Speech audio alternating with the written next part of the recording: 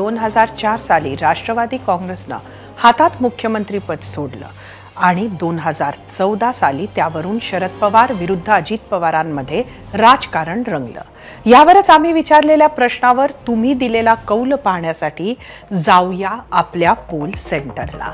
आजचा आपला दुसरा प्रश्न सांगते, 2004 सालच्या मुख्यमंत्री पदावरून शरद पवारांची वक्तव्य धादांत खोटी, अजित पवारांचा दावा पटतो का?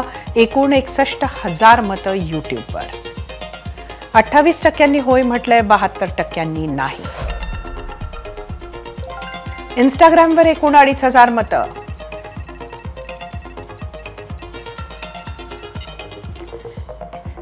एकूण 60% लोकांनी होय म्हटलंय, 41% नाही।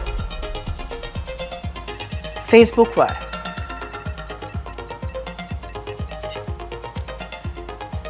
23% होय म्हटलंय, 77% नाही। एक्सचा कौल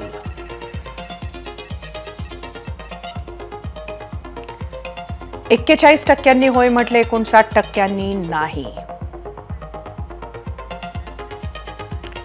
अजित पवारांनी वेगळी वाट धरल्यानंतर राजकीय भविष्य यशस्वी करायचं असेल तर सर्वात मोठं चॅलेंज होतं काका शरद पवार।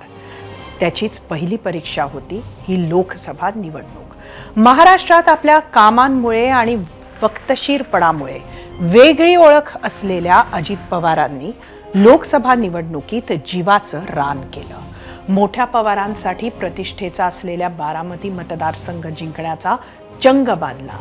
पत्नीला बहिणीच्या विरोधात उभं करत तगडं आव्हान दिलं।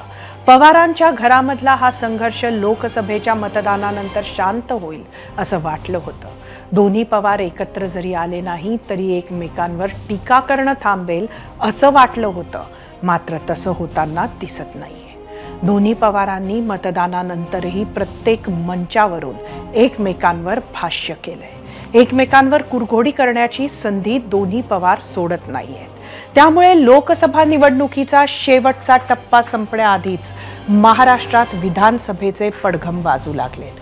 त्यामुळे निश्चितच येणारी विधानसभा निवडणूकही तितकीच रंगतदार होणार एवढं नक्की। एबीपी माझा, उघडा डोळे बघा नीट।